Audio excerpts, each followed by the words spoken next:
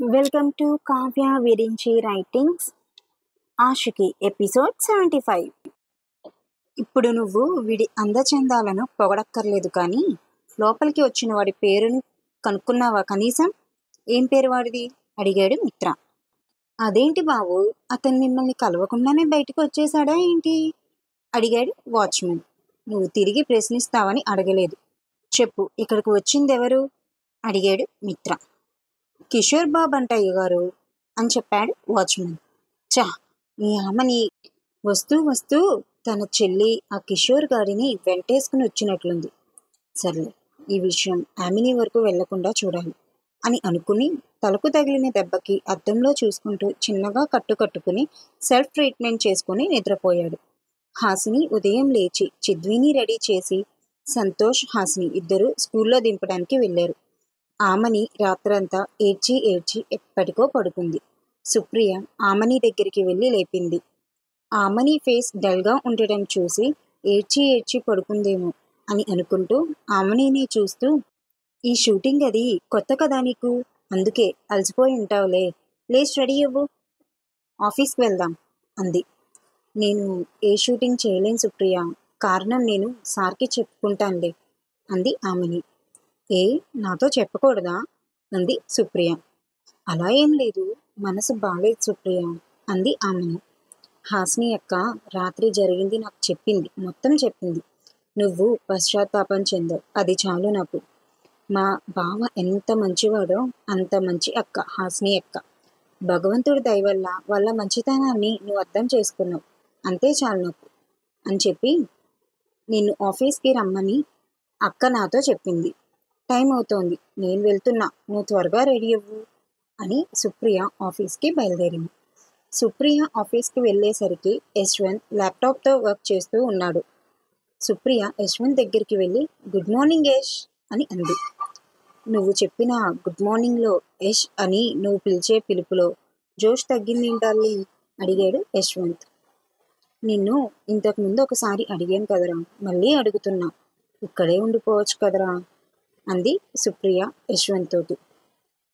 నువ్వు ముందు ఈ విషయం చెప్పవే, మీ బాబు మా బాబు, ఒకవేళ మన పెళ్ళికి ఒప్పుకోకపోతే నాతో వచ్చేస్తావా నువ్వు అడిగాడు యశ్వంత్. అదేంట్రా సడన్గా అలా అడిగేశావు? మనం పార్క్కి వెళ్ళిన రోజే మాట్లాడుకున్నప్పుడు ఎలాంటి పరిస్థితులు ఎదురైనా ఓపిగ్గా ఒప్పించుకునే పెళ్లి చేసుకుందాం అని అనుకున్నాం కదరా అంది సుప్రియ. చూడు ప్రియా, సినిమా డైలాగులు చెప్పి లాక్ చేయకు, సూటిగా ఒకే ఒక్క మాట చెప్పు, నాతో వస్తావా? మీ నాన్న కానీ మా నాన్న కానీ వద్దు అంటే వేరే పెళ్లి చేసుకుంటావా అడిగాడు యశ్వంత్ సుప్రియని. సడన్గా ఎందుకు ఇలా అడగాలి అనిపించిందేష్, నాకు నువ్వు మా ఫ్యామిలీ ఇద్దరూ కావాలరా అంది సుప్రియ. ప్రేమించుకున్నన్నాళ్ళు ప్రేమించుకుని ఇంట్లో వాళ్ళు బాధపడతారని త్యాగం చేసే ప్రేమ నాకొద్దే. మనం ఒక వ్యక్తిని మన జీవితంలోకి ఆహ్వానించేటప్పుడు మన కుటుంబం ఆ వ్యక్తిని ఆహ్వానిస్తుందో లేదో అనే సందేహంతో ప్రేమ ప్రయాణం చేయకూడదు ప్రియా. ఇదే విషయం ఆ రోజు పార్క్లో చెప్పాను కదే నీకు. నాకు అలాంటి సందేహాలు లేవు, నీకోసం ఎవరినైనా ఎదిరిస్తాను, నువ్వు అలా అయితేనే ముందడుగు వెయ్యి అన్నాను కదా అన్నాడు యష్ సుప్రియతోటి. కానీ మన కుటుంబాలు బాధపడకుండా ఓర్పుతో ఎదురు చూసి ఒప్పిస్తానని చెప్పాను కదరా నీతోటి అంది సుప్రియ యశ్వంత్తో. ఒకవేళ ఒప్పుకోకపోతే? కుటుంబం బాధపడుతుందని వాళ్ళ బాధను చూడలేక ప్రేమను త్యాగం చేయాలి అనిపించిన ఆలోచన ముందుగానే ఆలోచిస్తే బంధం బలపడదు, బాధ మిగలదు. ఒక్కోసారి అవ్వా కావాలి బువ్వా కావాలి అంటే దొరకవు సుప్రియ. నీకు నాతో లైఫ్ హ్యాపీగా అనిపిస్తుంది అనే నమ్మకం కలిగితేనే మన రిలేషన్షిప్ని కంటిన్యూ చేద్దాం, లేదంటే ఇప్పుడే ఫుల్ స్టాప్ పెట్టేద్దాం, తర్వాత బాధను మోయలేను నేను అన్నాడు యశ్వంత్. రే యష్, ఇలా మాట్లాడుతున్నావేంట్రా, ఏమైందిరా నీకు అడిగింది సుప్రియ. ఏమైంది అనేది చెప్తాను, నీ డెసిషన్ నాకు ఈవినింగ్ చెప్పు అని అక్కడి నుండి వెళ్ళిపోయాడు యశ్వంత్. ఎప్పుడూ జోకులేస్తూ ఏడిపిస్తూ ఉండే యశ్వంత్ ఇలా సీరియస్గా మాట్లాడేసరికి సుప్రియ ఆలోచనలో పడింది. సుప్రియ ఆలోచించి చించి కీర్తికి ఫోన్ చేసింది. హాయ్ సుప్రియ, గుడ్ మార్నింగ్ అని అంది కీర్తి. నాట్ గుడ్ మార్నింగ్, యాక్చువల్లీ నీ న్యూ మ్యారీడ్ లైఫ్ని డిస్టర్బ్ చేస్తున్నందుకు సారీ బట్ అని సుప్రియ అంటూ ఉండగా, యష్ గురించే కదా అడగడానికి చేశావు, దీనిలో నన్ను డిస్టర్బ్ చేసేదేమని చెప్పు, పిచ్చి పిచ్చి మాటలు మాట్లాడకుండా చెప్పేది విను అంది కీర్తి సుప్రియతోటి. ఏమైంది కీర్తి అడిగింది సుప్రియ కీర్తిని. నిన్న యష్ వాళ్ళ ఫాదర్ ఒక అమ్మాయి ఫోటోని తీసుకొచ్చి నెక్స్ట్ వీక్ పెళ్లి చూపులని చెప్పారు. యష్ నీ గురించి చెప్పాడు. యష్ ఫాదర్కి కాస్త స్టాటస్ ఫీలింగ్ ఎక్కువ, పైగా మీది ఇంటర్ కాస్ట్ లవ్ కదా, ఆయన ఒప్పుకోలేదు అని చెప్పింది కీర్తి సుప్రియతోటి. మరి ఇప్పుడు ఎలాగే? ఏడుపొస్తుంది కీర్తి, ఏం చేయాలో అర్థం కావట్లేదు అంది బాధగా. ఆదిత్య కీర్తి చేతిలో నుండి ఫోన్ అందుకుని, యష్ చాలా మంచివాడు సుప్రియ, వాడిని వదులుకోకు, నీకోసం వాడు జర్మనీ వెళ్ళకూడదని డిసైడ్ అయ్యాడు, ఆ పై అంతా నీ ఇష్టం అని చెప్పి ఫోన్ పెట్టేశాడు ఆదిత్య. సుప్రియ ఆలోచనలో పడింది. యామిని లేచేసరికి నిద్ర కనిపించకపోవడంతో వెళ్ళిపోయి ఉంటాడు అనుకుని రెడీ అయ్యి షూట్కి వచ్చేసింది. యామినిని విసిగిస్తూ ఏడిపిస్తూ షూట్ చేస్తూ ఉన్నాడు యశ్వంత్ యామినితోటి. హాసిని, సంతోష్ ఇద్దరు చిన్నీని స్కూల్లో జాయిన్ చేసి ఇంటికి వచ్చేసరికి ఆమని ఇంకా డల్గానే ఉంది. హాసిని ఆమని దగ్గరికి వెళ్తుండగా సంతోష్ హాసినిని ఆపి, తనని ఇవాళ వదిలేయని అన్నాడు సంతోష్ హాసినితో. రాత్రి మిత్రా నుండి ఎదురైన సంఘటన, తన రక్తం పంచుకొని పుట్టిన అన్నయ్యలో తెలియని కోణాన్ని తెలుసుకున్న సంఘటన, తనకి ఈ రెండు సంఘటనలు ఒకేసారి ఎదురవడంతో తను ఏదీ ఆలోచించే పరిస్థితుల్లో లేదు. నువ్వు వచ్చే ఆఫీస్కి అని హాసినితో ఆఫీస్కి వెళ్ళాడు సంతోష్.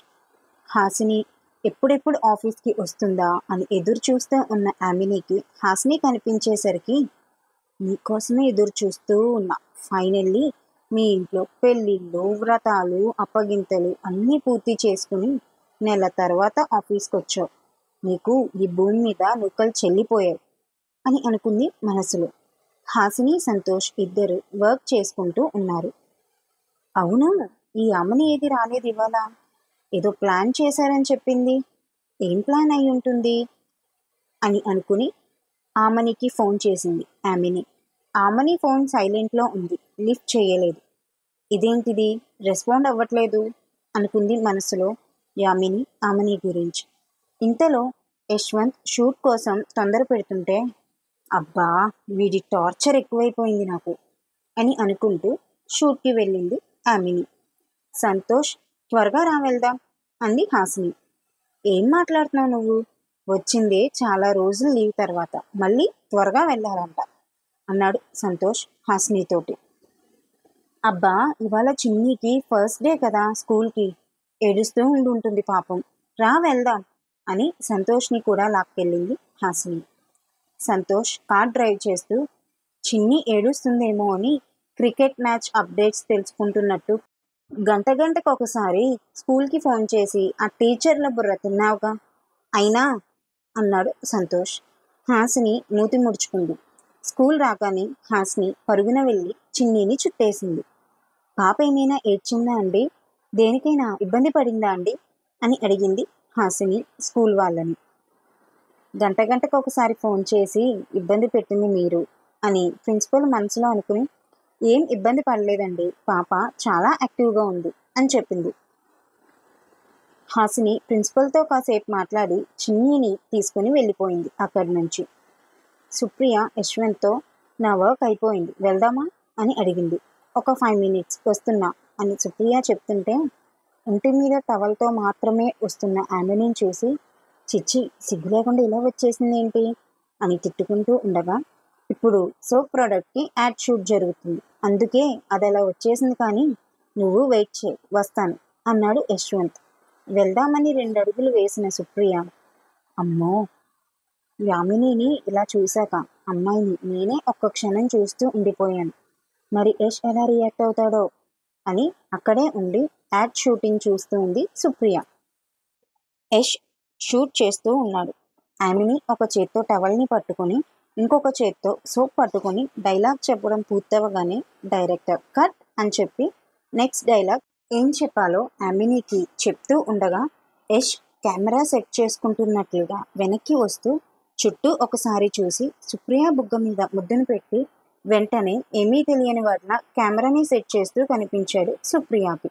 సుప్రియ షాక్ అయి చుట్టూ చూస్తూ యశ్వంత్ని తిట్టుకుంటూ ఉంది. యశ్వంత్ షూట్ మధ్యలో 2-3 సార్లు సుప్రియకి ముద్దు పెట్టాడు. సుప్రియ పైకి కోపంగా చూస్తూ ఉన్న మనసులో యష్ ప్రేమకు పరవశించిపోయింది. ఎదురుగా అందమైన అమ్మాయి ఉన్న తన మీద ప్రేమను చూపిస్తూ ఉన్న యష్ని వదులుకోకూడదని ఫిక్స్ అయింది సుప్రియ తన మనసులో.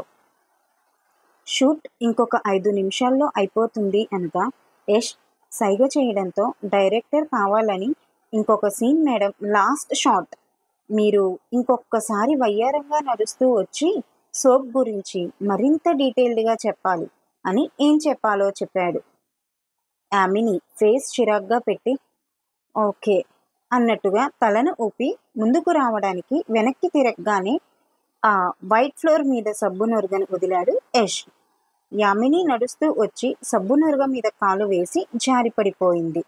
ఇది ఫ్రెండ్స్ ఇవాల్టి అప్డేట్. మరి ఆమని హాస్ని వాళ్ళకి ఎలా సపోర్ట్ చేస్తుంది, లేదా ఆమనికి ఏదైనా ఎదురు దెబ్బ తగులుతుందా అనేటువంటిది వచ్చే ఎపిసోడ్స్లో చూసుకుందాం. ఈ వీడియో కనుక మీకు నచ్చినట్లయితే please like, share and subscribe.